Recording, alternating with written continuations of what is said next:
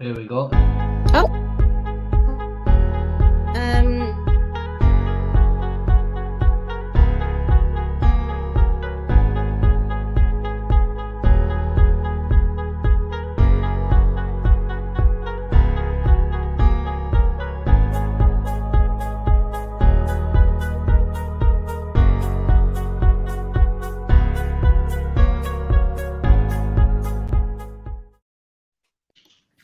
Hello, everybody. Hi.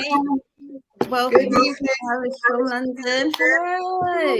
And it's Black History Month. So we're going to be talking about Blackness and Irishness. And I guess, you know, how our communities have had that solidarity, but also about modern Black Irish identity. So just with my TV out there. So I'm Chardine Taylor Stone, and I'm an activist and a writer and a musician as well, playing a Black feminist punk band called Big Joni.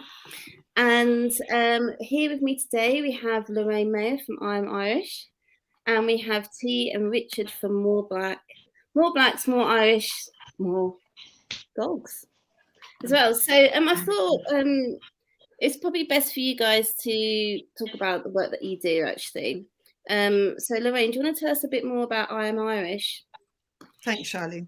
So as you said, I'm Lorraine Maher, and I lead a not-for-profit organisation that connects, supports, advocates and empowers Irish people of dual heritage and multi-heritage. I began this project in 2016 as a photographic exhibition. So this feels like it's become my full-time job, but it's not. In the daytime, I work in arts and criminal justice within the women's sector. And, you know, at the heart of a lot of things that I was seeing, particularly when I was working in serious youth violence, was something that was always coming up about identity and belonging and people feeling represented and being heard. And as an Irish woman, I'm from Tipperary, and I'm biracial. My mother is Irish, my father is Nigerian. I grew up with quite a particular experience in Ireland, and often feeling excluded from Irish society, and even more so here in the UK. And so I began this as an exhibition called #I'm Irish, that literally was saying, look, hey, we're here. We are part of this community. And it actually spoke to so many people that here we are 5 years later, now having formed as a company, in the process of registering as a charity and supporting hundreds of people. And, you know, we've got... we're run by a complete team of volunteers. We've just got funding for our first member of staff. So we're hoping to really see change, particularly across Irish organisations in the UK over the next couple of years. That's me. That's absolutely fantastic. Richard and T, so what is More Black, More Dogs, More Irish all about then? Why did you start it? Okay, so I'm Taurayne or T, it's Richard or Richie. So it's a brand which is Eyerish and Jamaican. So our brand is Eyerish and Jamaican, me being of Jamaican heritage and Richard being of Irish from Tipperary.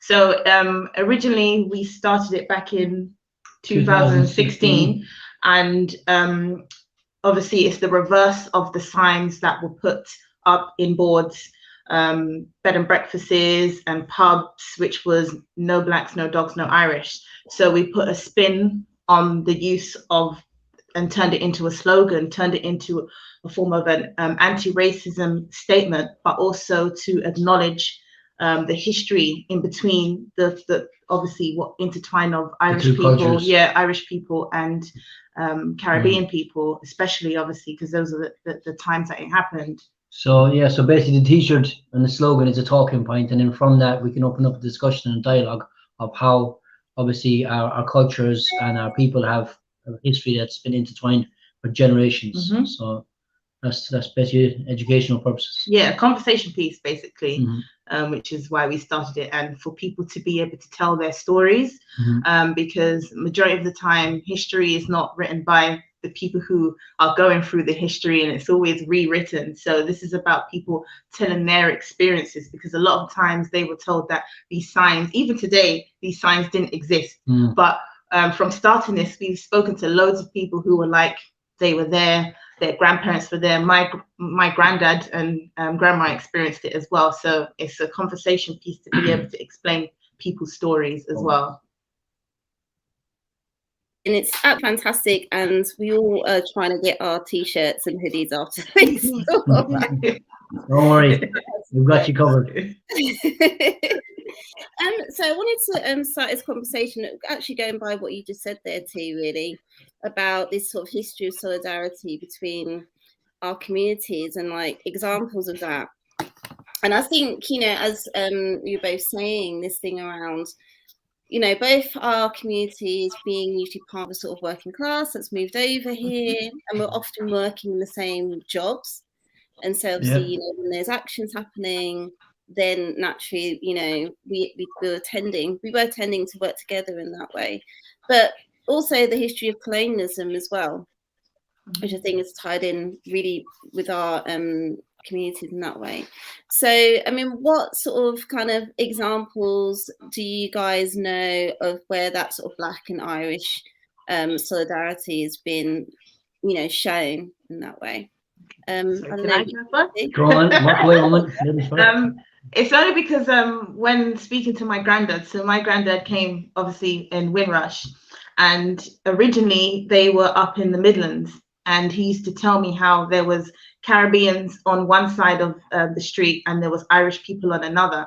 And he said, obviously they were segregated at that time, but they came together because they had to form a unification because there was a lot of English racists destroying property, burning the place, throwing rocks and things. So they, well, my granddad says they came together like a brotherhood. So they all decided to support each other if that was the case. So if one was being beaten up or hurt or anything happened, they would all come in together in terms of like defending each other. So they were basically defending each other's property and persons. And he just basically said that it was sort of like a brotherhood, a solidarity to unify against what he said a common enemy at the time. But that's how it was. That's obviously in terms of his experience, that's what he has explained to me.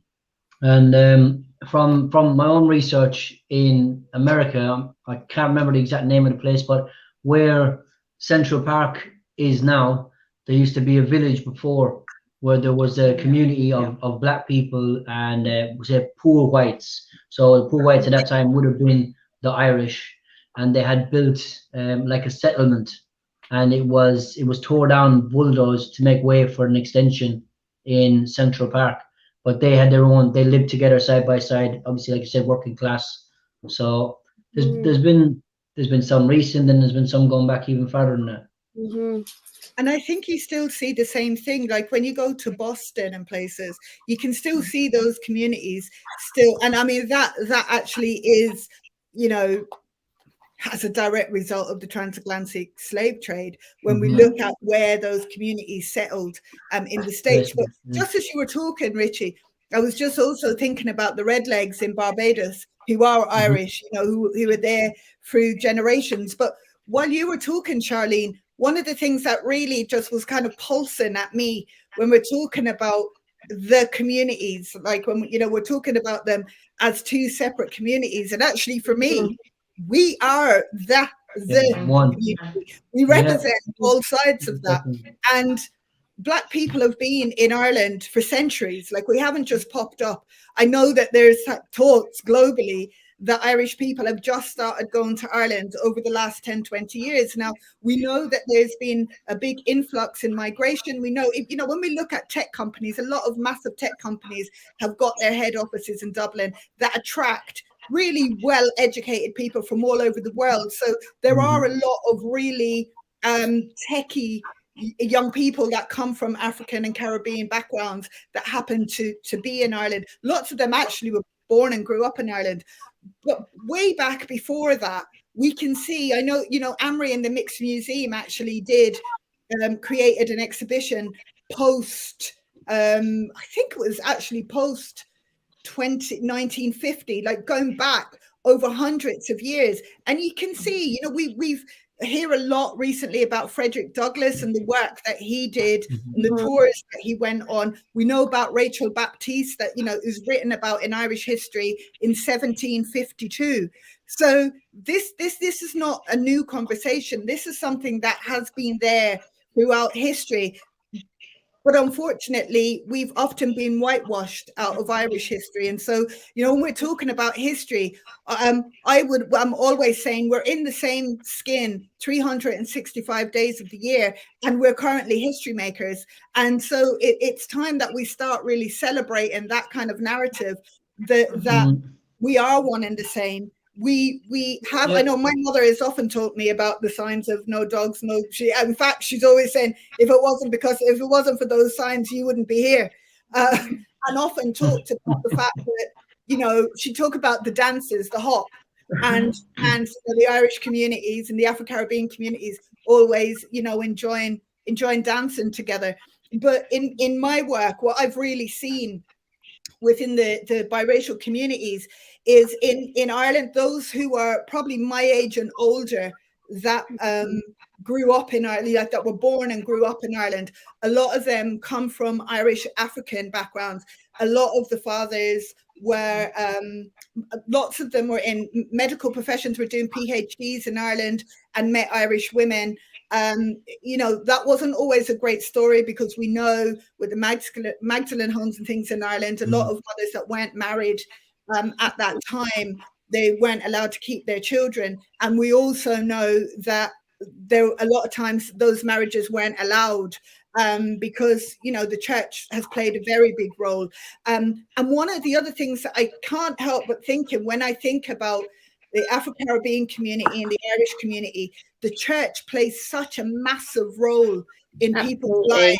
Yeah, that's something that we've had and been really kind of aligned to over the years. And that, and I'm, you know, don't want to be disrespectful to anybody's beliefs, but that kind of indoctrination has a price to pay. You know, I know for myself, growing up in Ireland, the narratives that I was told about my African family, and Africa was seen as a country, not as 54 countries. It was seen as a continent.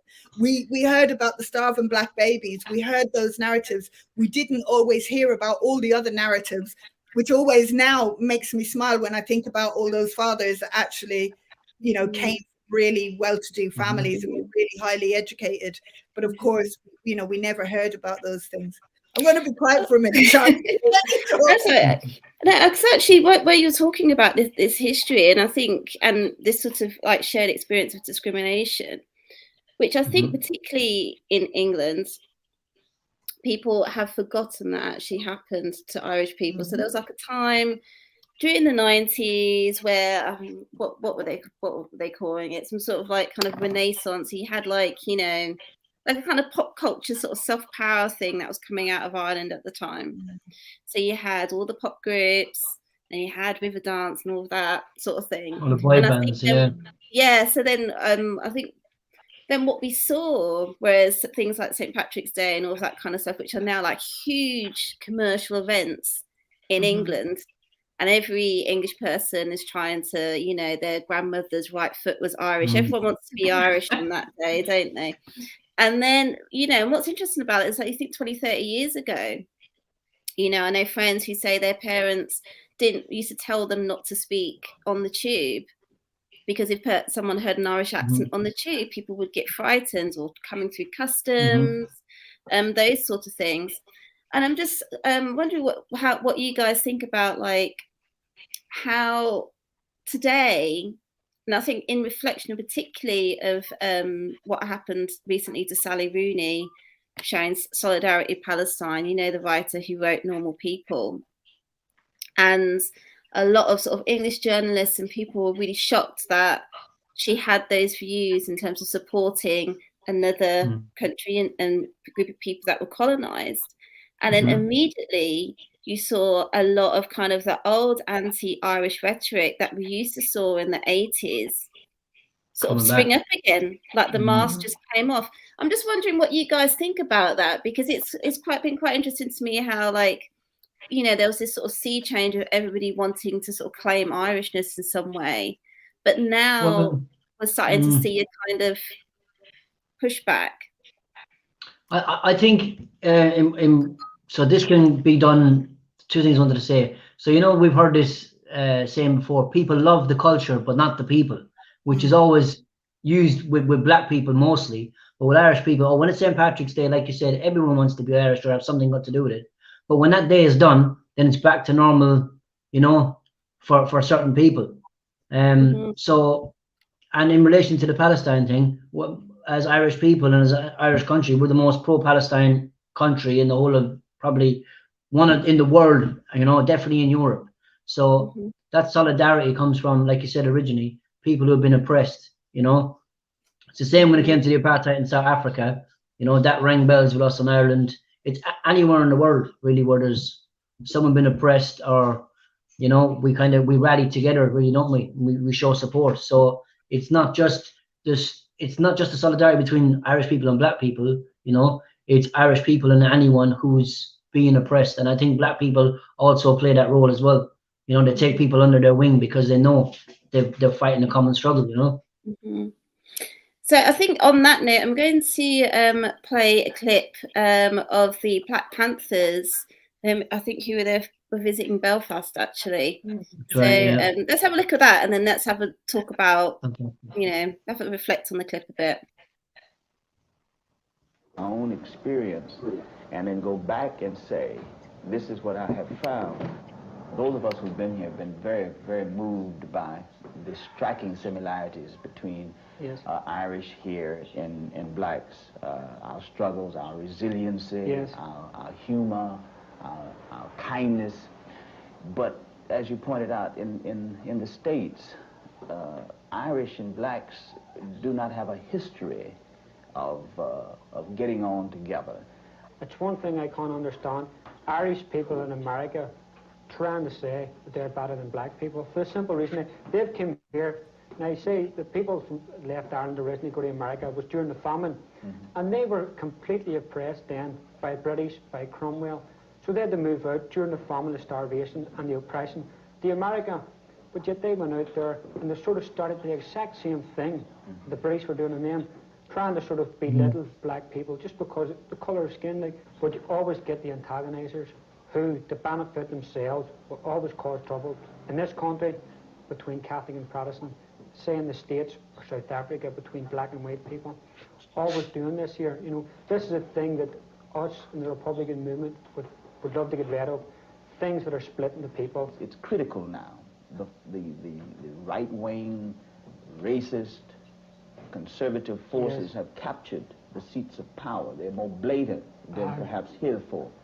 And what that has done in the USA is brought about ever-increasing unemployment, and in addition to the USA, across the world, because you've got the militarism, you've got the support for the fascist dictatorial regimes across the world. Now, if there were ever a time that people of goodwill, progressive people, needed each other, now is the time. Because if we don't find each other, these people who constitute the rulership of the United States and in other Western countries are going to blow up the world. And that rings very true for this second, basically. And what are you guys' reflections on that? I want to start with Lorraine.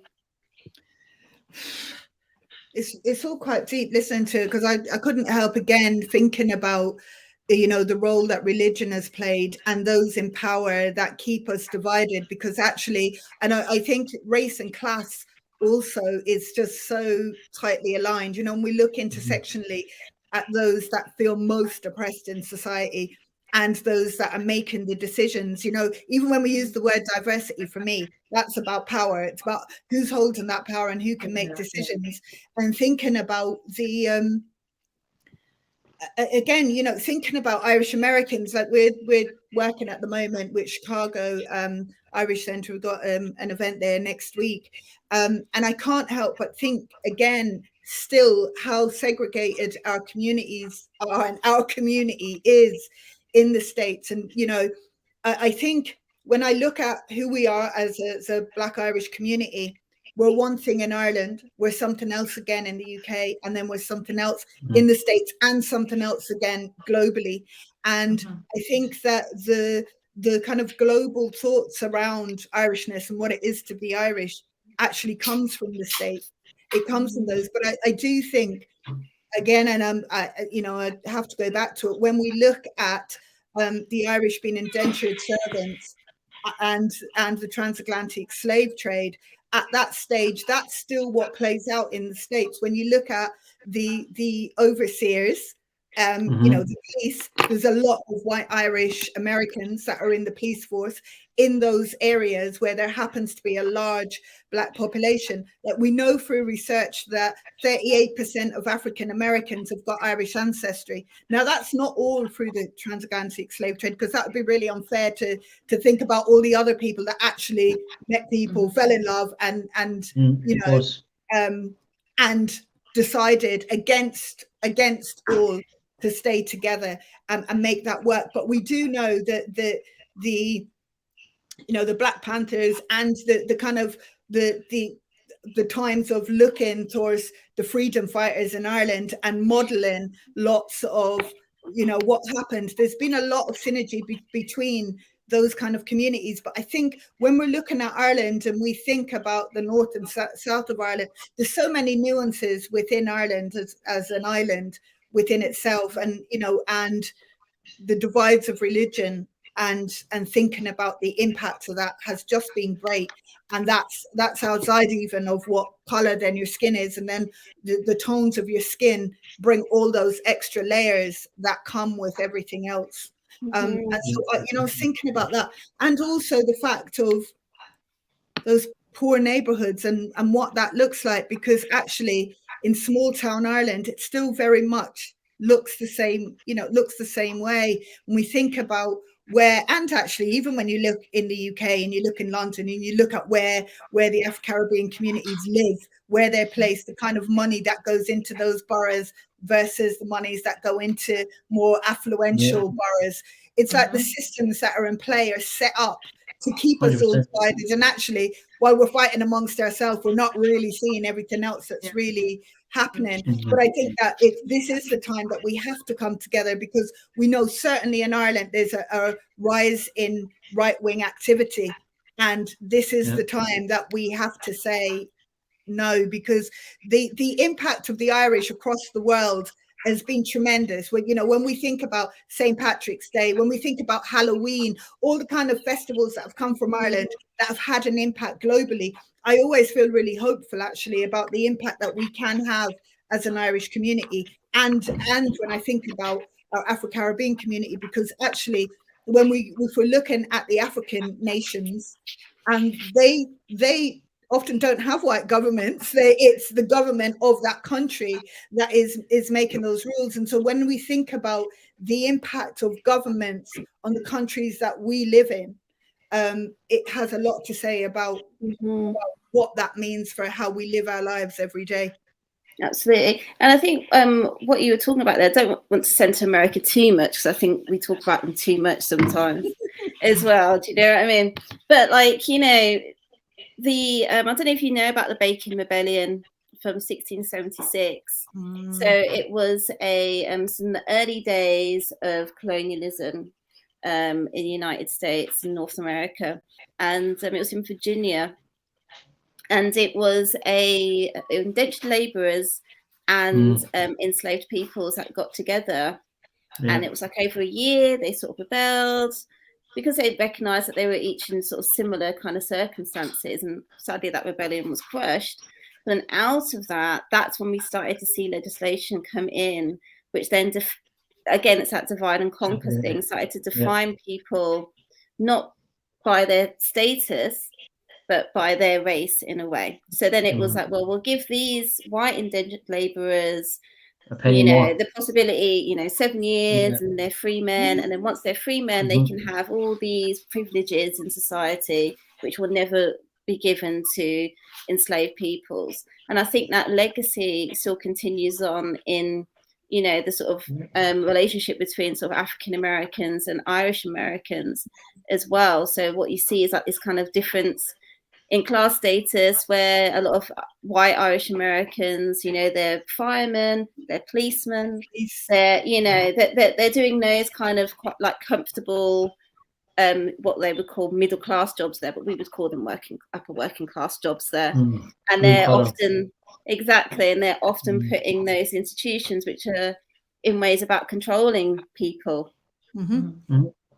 Yeah. Keep in order. You know, America's been successful in that project. Yeah, absolutely. I don't. T and Richard, what are your thoughts and feelings on seeing that clip? Well, obviously, what he was saying for me, it kind of rang true, because I think trying to be positive most of the time as well, you know, thinking about the things that we have in common, which is what we do on a daily basis, you still cannot forget the times what he was talking about. So, you know, like you said, the overseers, like the same in Montserrat, when the Irish went to Montserrat, there was always that little gap, you know, could have been a salary gap to make people feel like they were a little bit higher than someone else, to justify treating someone a little bit lower than how you treat your own people. And I think that did drive a wedge between two people. But, you know, real people are real people. So I would say a real Irishman wouldn't be like that. In my eyes, in my opinion, in my heart, I would say a real Irishman could not be like that. So you have to be in a different, you know, frame of thought. Like, you don't get to be Irish and racist, is what Imelda May said. Yeah, there's clips of a man in Ireland in the 1940s saying, you can't say anything to a man for coming to this country when we've gone and populated the whole world. So in my idea, in my mind, that is the values of a real man, aka a real Irishman. So I know they're all Irish and all the rest, but I just don't think they were real, genuine people to behave in that manner, you know. I also think it's a form of control, because if we refer to obviously them Black and Irish people being separated at that point as well, it happens within the Black community as well, because obviously you were talking about the color of skin, that being light or dark. And if you think about it, when on a general, this is a general thing that most consensus say when people are talking through social media, like when a Black person becomes successful, they start making money, they tend to forget where they come from. So they move into a white neighborhood, they get an expensive car, they want to differentiate themselves from the Black community from where they were raised. So this isn't necessarily the mindset of them not being nice people, the way you're saying a real Irishman. It's the way the system has made it to feel like you need to go to a white neighborhood in order to make it, you know, come out of your own poverty and your own, you know, disassociation, isn't it? Like, you know, where, because obviously you were earlier saying that the funding in terms of certain areas, there's no funding. So that's not the fault of the people themselves, it's the way it's built that way. So sometimes it's hard to escape, and then when they do want to escape, they want to disassociate themselves. So that's where it needs to be done. It's assimilation, isn't it? It's assimilation. And you know, I think obviously, as you guys know, in England, that's what people did. They would anglicize their names. They would, you know, people will do whatever it is. And, you know, the Black community does that in its own way as well. You know, like you said, you know, who it is that they're sort of, you know, the way they might speak, where they might go, all of that sort of stuff, the kind of cultural things that they're into, sort of assimilating into a particular kind of, you know, middle classness. A Protestant middle classness, actually, I think is quite important, particularly in America, to get along, to get by, and to have those contacts, and to be considered part of the group as opposed to be something else. But so I want to, because I definitely want to make sure we've got time for Q&A, and we've got a few clips to go through. So I want to move on to one of my she-ros, and I think that's a tacky term, but I do actually, I love this woman's pieces, Bernadette Devlin. And for me personally, politically, she's one of my, she's up there with like Angela Davis in terms of who do I go to, and sort of looking at an analysis that goes much deeper than just, you know, anti-racism and feminism, etc. So I went to see her at the British Library speak. And I was actually disappointed about how many people were not there. So next time she comes and speaks, people, you make sure you book your tickets, okay? So she was there speaking, and she said this amazing thing, which just sort of really kind of made me understand what the British Empire was, and in terms of thinking about how the British Empire worked out how to colonize the rest of the world. And she was making an analogy between Northern Ireland and Palestine, and then talking about North Plate, for how Britain would learn to manipulate people and also how to colonize land and the process of doing that. And by drawing that connection, she drew this sort of, like, I guess, a sort of a map of how we can understand colonialism. That's not just, you know, us looking at the global south and the Commonwealth, which is obviously important, but also very close to home as well. And I think, you know, for those of us who have a certain kind of politics, we need to actually really understand the history of Ireland much better, because then we'll be able to understand the history of the empire much better. But I want to go to the Bernadette Devlin clip, and then we can talk about a bit more about her and what she says. There is a day-to-day presence of the British Army which people object to. The level of repression varies from area to area and is greatest in the Catholic city ghettos. But the major problem, you see, is that you can't get out of the violent situation by wishful thinking and praying. Not that I disregard anyone's belief in prayer, but you can only get out of it by understanding how you got into it. And we got into it through a process of history and political developments. And there is a political way out of it. Now, the problem on the ground is that where you're working with people who, particularly in the Catholic ghettos, have unemployment levels as high as 40%, they are not armed with a rational understanding of why they are poor, why they are oppressed, why they get put in prison, why they get the brunt of British Army repression every day. And they're not rationally armed with the means to politically organize to overcome that.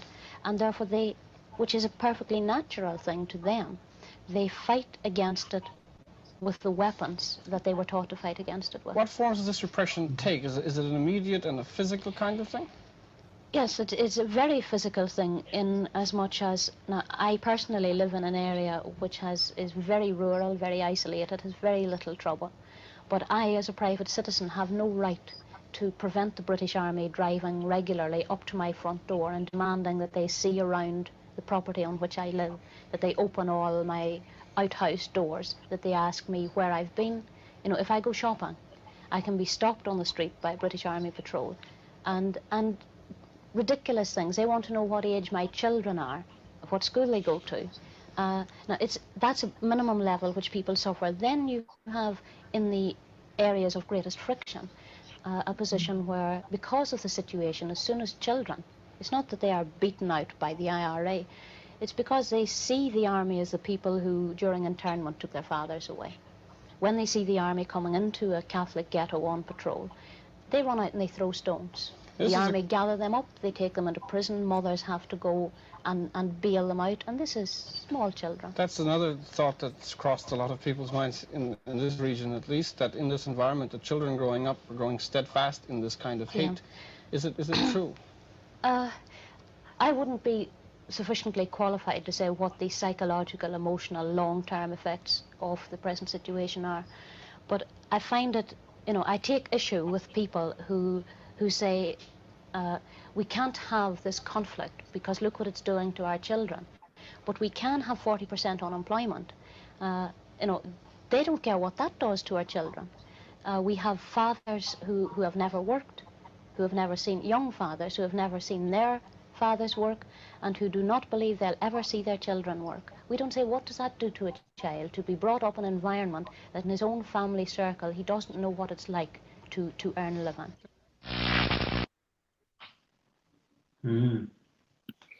Fantastic. And you know, what's really powerful about that, I feel like, if you didn't see who she was, I think people would assume, and obviously she didn't have her accent as well, people would think that she was talking like Chicago. She was an African American woman in Chicago talking about her community.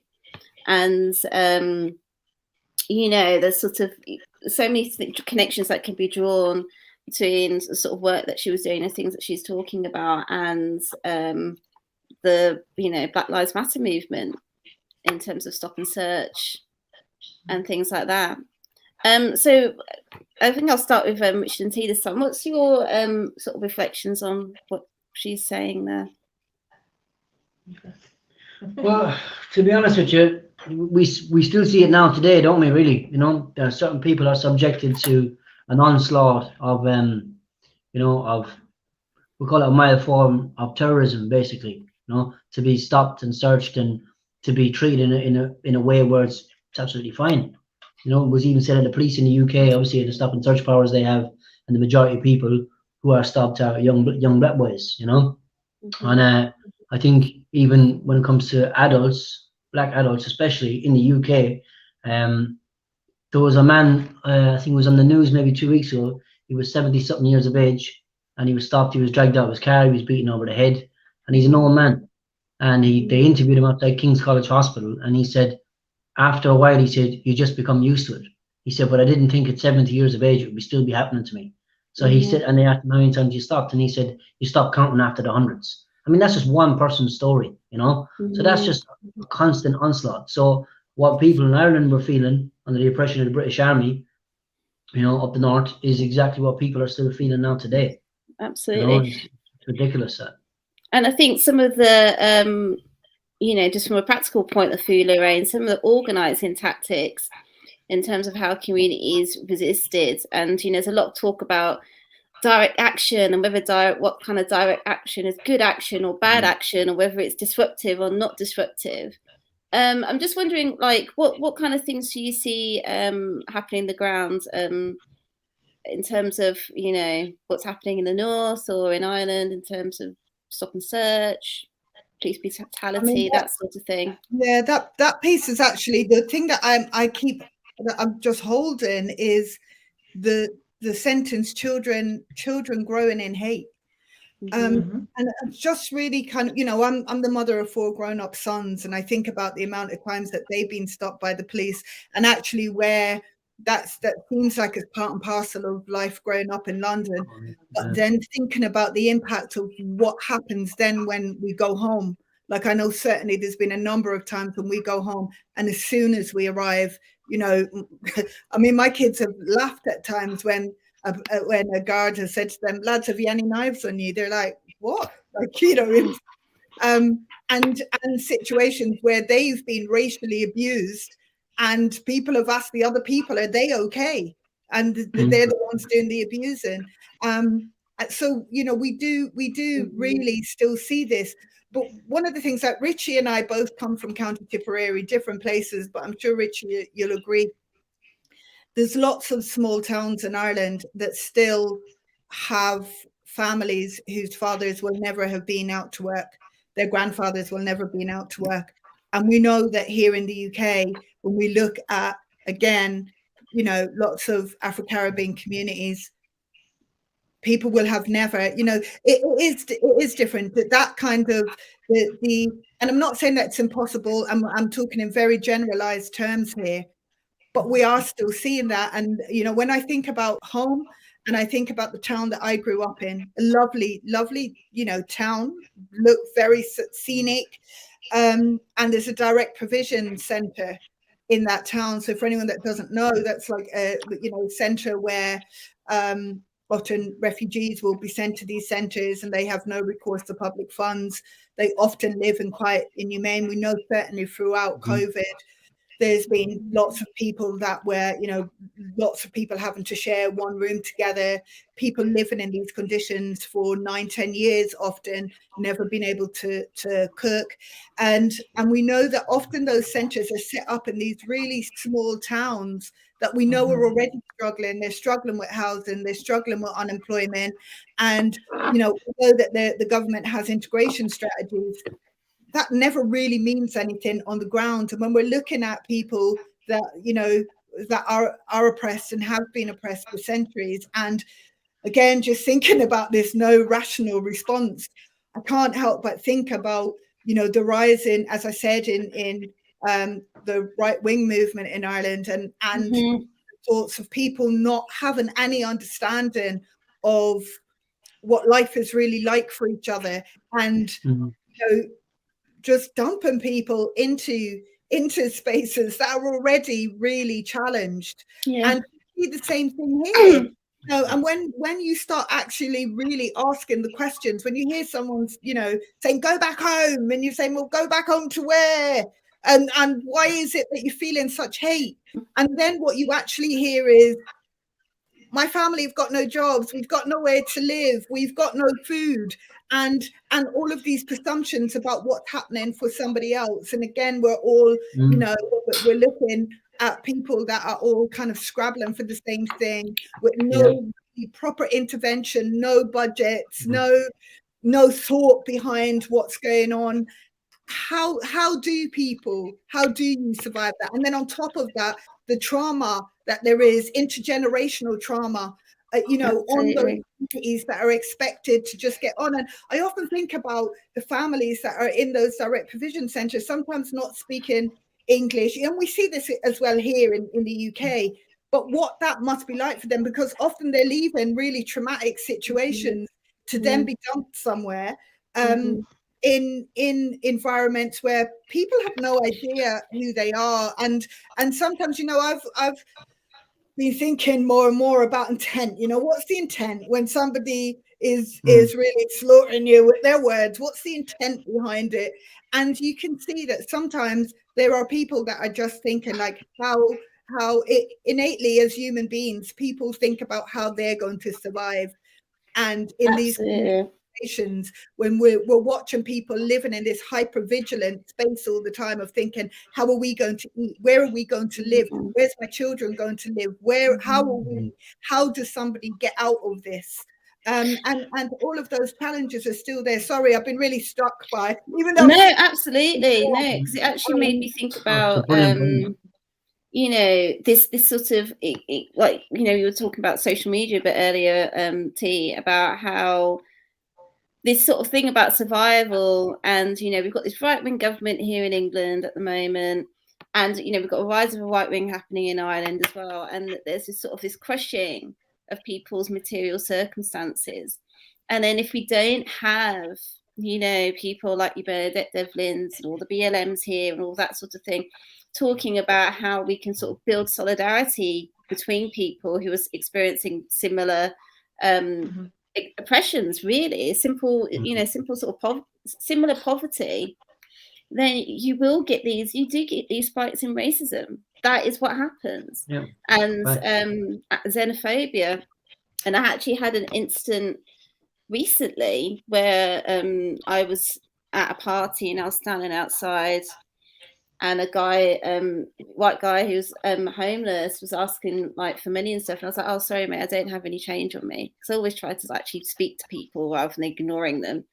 And then as he walked away, he went on a whole rant about how he was born in this country and all these people are coming over here and etc. etc. So, you know, I mean, obviously that was an instance of racism, but, you know, I have a roof over my head and I have a job. So there was no point in me kicking off there. But like that is what happens.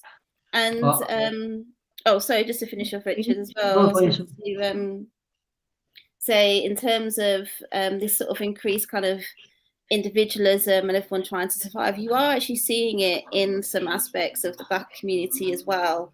And particularly in America, not to talk about America again, but particularly in America, the rise of the ADOS movement, which stands for American Descendants of Slavery, where these people are literally talking about, well, you know, we should be having jobs before people who are of Jamaican or Trinidadian heritage first. We should be having this first, you know, going through like people's timelines, that if you've got a parent who wasn't born in America within 3 or 4 generations, then you are an immigrant and shouldn't have access to resources. And these are Black people talking to other Black people. Yeah, I've seen it. You Yeah. know, I think that's why I think Tariq conversations like this. Nasheed is the head of that, isn't he? Sorry? I think it's Tariq Nasheed is one of the heads of Mhm. that movement as well. Yeah, I've been It's watching a bit very of that. popular, and it's very Mhm. easy for people to fall into that because it's, you know, it's easier for people to look at the person next to them rather than look at the bigger powers. Yeah, So I think this conversation is that's really exactly important. what I was going to say. Mhm. Like, because I saw it when I moved here to England. I saw the racism between, like, obviously white English people and any immigrant that came to the country, right? And I see it in Ireland now as well. So it's like someone who's never had nothing, right? If they see someone else get something, rather than approach the people who are giving that person something, they approach the person who just got something. You know, like why don't you go to the people who are giving this to the people and say that you have given nothing to me first? Because it's easier to argue amongst each other instead of take it to the top, to the leaders, to the people who are causing this divide. And this brings us right back to the stuff like we were talking about before, how race baiting 101 started. When someone just gets a penny more than the other person, and automatically they think they're higher up and all the rest, you know? Absolutely. And if we could just move on slightly, and I do want to return to this because I think we're going to end on a positive note, but I think this is really important. That's why conversations like this are really important. I just want to show this image from, I think it's Harper's Weekly, where it shows an Irish person and an African-American person. Yeah, apologies to people because it is extremely offensive. But, you know, for those that can't maybe see on their screens fully, it's a racist caricature of a black person and a racist caricature of an Irish person. And they're sitting on some scales, and one says north white, one says south white. And essentially what it's saying is that these people are equal in their inhumanness. So that, and this is in a journal of civilization, and it's not even that old. I can't remember how old that article is, but I think again, you know, these are the sort of, you know, connects to the work that both of you are doing in terms of this education, so people can understand that, you know, how race is constructed and what purpose it's for, because, you know, to talk about America again, but I'm going to do it. Sorry. It's such a brilliant example, but like, you know, that scale where both people were considered equal in their humanness, in their otherness. Now, you know, white Protestant America made a choice to make one group into whiteness, to take one group into whiteness and leave another group out, and they're doing it again, very interestingly, with the sort of white Hispanic community as well. So that same process of a group of people who weren't considered white then being brought into whiteness whilst keeping another group oppressed, and you know, these people are now voting for Republican and doing all kinds of nonsense. So it's that same divide and conquer tactics. And yeah, no, I guess Lorraine, is the sort of work you're doing is about sort of teaching that, you know, history as well. Well, both. Yeah, I mean, to be honest, Charlene, sorry, because my head's gone off in all different kind of tangents at the moment, because I was also thinking about how few young people actually even understand politics in Ireland. You know, how few people understand the history between, you know, what happened in Ireland. And when we look at education in the UK, they have no idea. You know, people say, what's all that stuff that was going on in Northern Ireland? Like, what's all that about? They have no idea.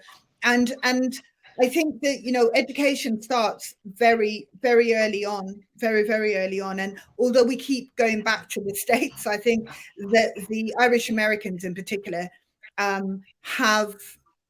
they influence a lot of what we think in Ireland, you know, a lot of that kind of thinking.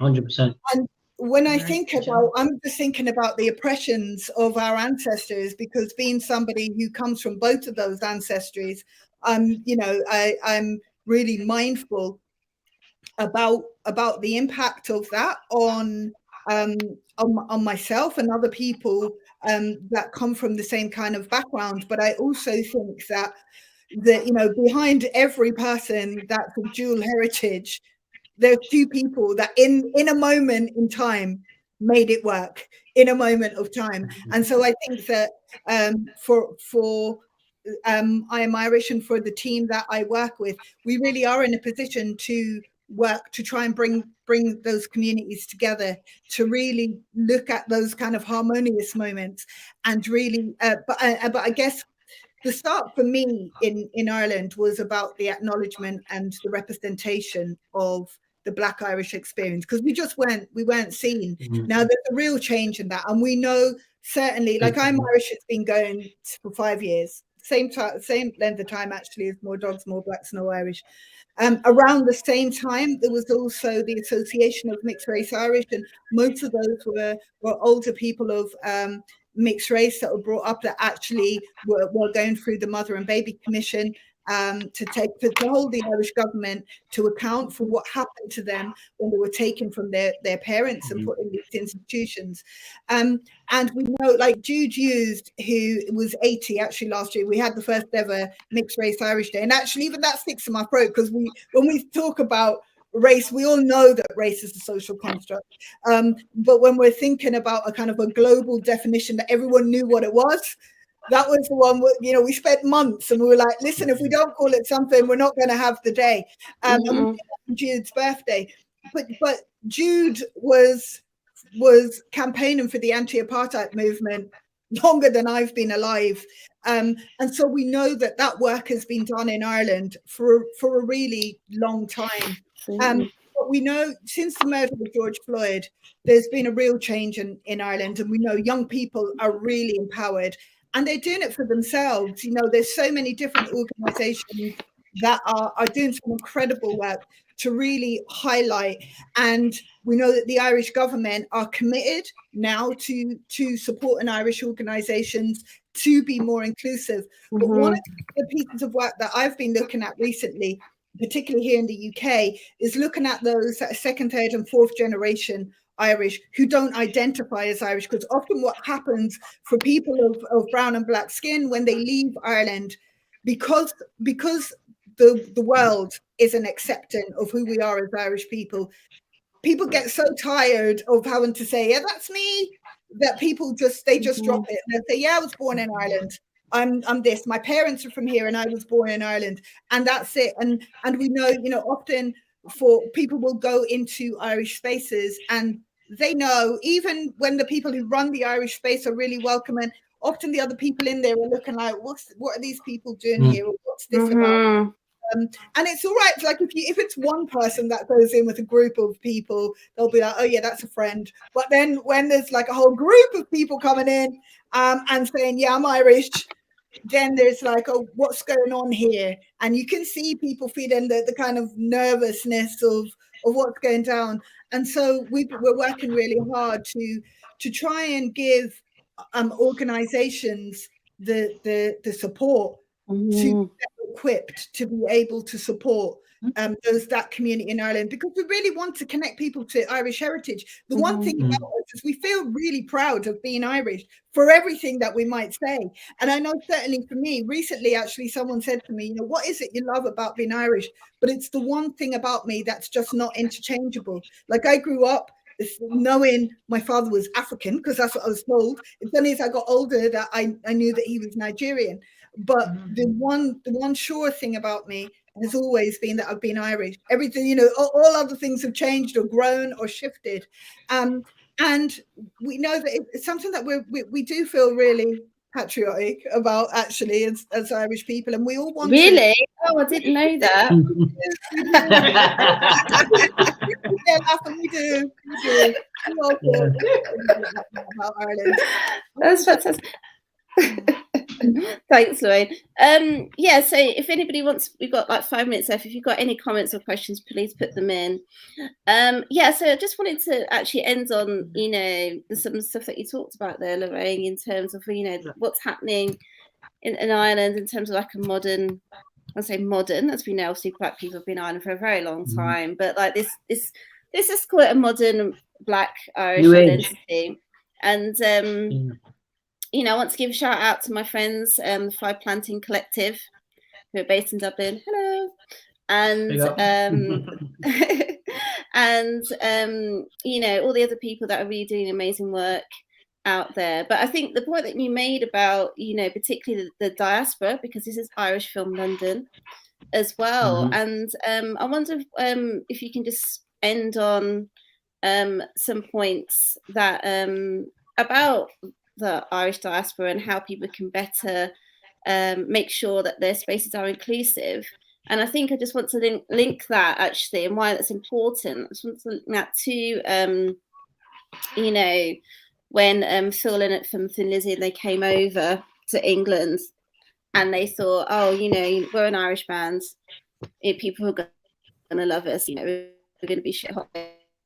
And having to, Phil and having to experience, you know, racism here, not just for being Black, but also for being Irish. And I do wonder actually if he, you know, went to seek refuge in the Irish diaspora community here, and though he was maybe treated, face racism there. So I wonder what you guys suggest that people can do in their sort of some, you know, spaces here that can make them more inclusive to Black Irish people. Who wants to go? Lorraine? You too. Yeah, you too.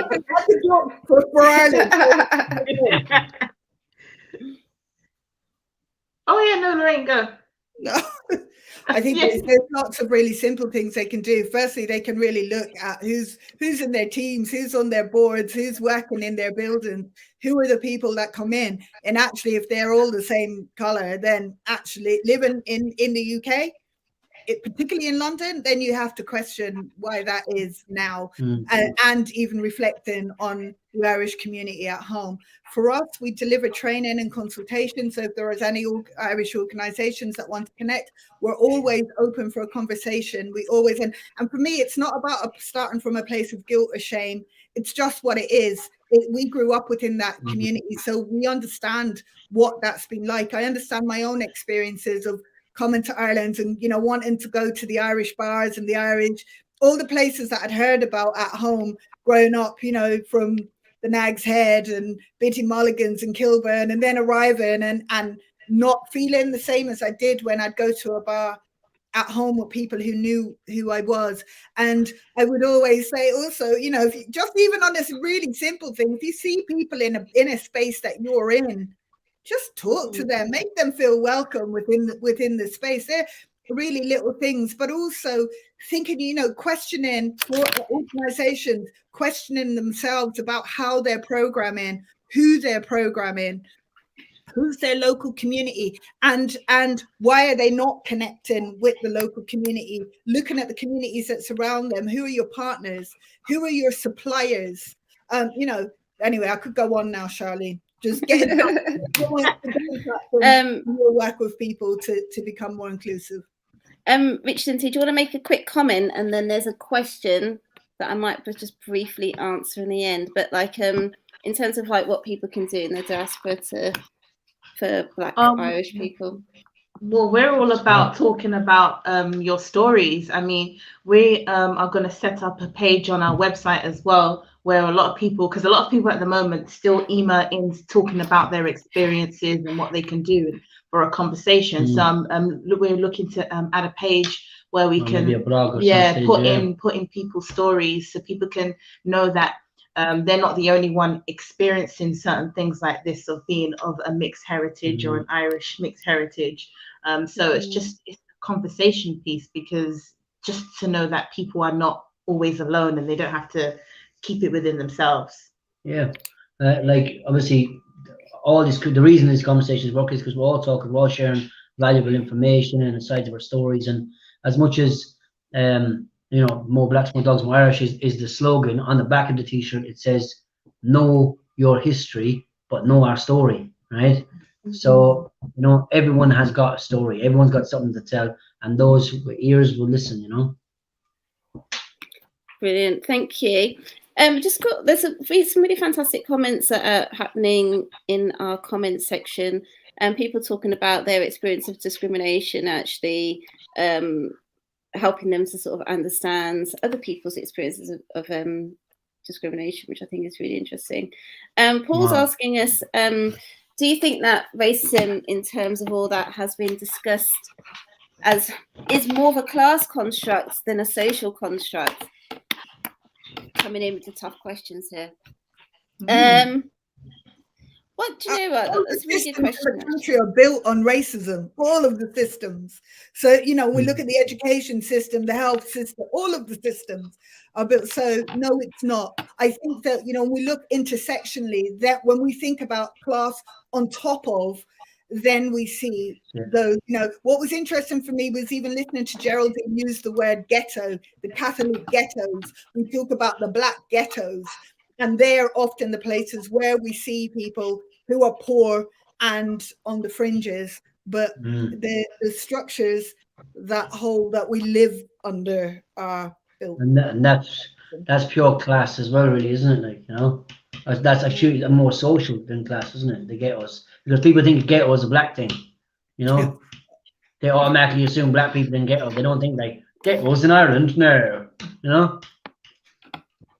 I'm going to come in with the academic answer on this one. So there's a fantastic book called Black Marxism by Cedric Robinson, where he actually talks about how different groups of people were racialized to keep them in a certain class position. So it's actually quite a good question. Is it more of a class construct than a social construct?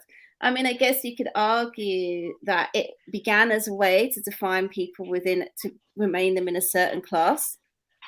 And then it's become more of a kind of social construct in terms of, you know, how we understand race and what that race actually means. Because if you look at, you know, how different countries have colonized different places, blackness in particular is classified in different ways. So in the French colonies, blackness is defined. So I'm not going to go on for it too long, but like, you know, there's certain sort of parameters around blackness there, which is defined in a particular way. The French Empire, the British Empire as well. In America, race is defined in a certain way. The most interesting, I think, example, the most obvious example would be in Latin America. So Brazil, Venezuela, places like that, where they have like, they have like 7 different types of race, which look nothing like what we would assume we would call a black person here. So this, you know, what is blackness? I think it is something that's always been fluid and changing. What is race as well? If you think about that image that we showed earlier with the sort of, you know, the Irish and black people, they're really being, you know, visually as a piece of an illustration, they're drawn in a very similar way, in an animalistic way. So I think that's what I would say to that. So I hope that expands on that. But yes, if you are interested in understanding that in more depth, definitely read Cedric Robinson's Black Marxism, where he really goes into constructions of race, and also CLR James's Black Jacobins. There we go. CLR James, Black Jacobins, where he talks about how the transatlantic slave trade and capitalism actually formed what our ideas of what black is. So, Paul, I hope that helps with that question. So we also got some really great comments as well. Kit Gallagher saying the Women's Irish Network and Irish Youth Foundation are trying to connect with all people of Irish heritage to network with and support. So shout out to them. Go and check them out, and lots of people really enjoying this conversation. So I think I'm going to wrap it up. There's so much we can talk. I really could talk about this for a very long time. I've written so many notes, but thank you both for this. It's absolutely fantastic. I think this is such an important conversation to have right now, and particularly within the last week as well. Obviously, big shout out to Sally Rooney. Hopefully she might be watching this. And solidarity with her. But I think, you know, what's happening to her is really actually emphasize just there's still a lot of anti-Irish sentiment in this country, particularly England. And of course, we know there's anti-blackness in this country as well. So I think, those people who are watching this, who, maybe are learning, or if this is your experience, it's a great time for our communities to be organising. It's a really great time if you are involved in Irish community work in London or anywhere else in the UK, Manchester, to start thinking about how you can incorporate sort of things around anti-blackness, racism, and educating people on that history and how we can work together as a community. Because if we're working together, then we're much stronger. And I think our communities are extremely powerful, and that's why we get along so well. So can I just say two things before we log off? So for anybody who is interested, we have quarterly roundtables to have discussions. So anybody that wants to be at that table, get in touch with us on Twitter, where I am Blirish, socials where I am Irish. And for anybody who just wants to network, tomorrow night we have an event at the London Irish Centre. It's an outdoor, our first face-to-face event in 18 months. And we're really excited about it. And we're going to project the I Am Irish exhibition onto the iconic London Irish Centre, alongside some spoken word with artists coming from Ireland and from London to celebrate Black History Month.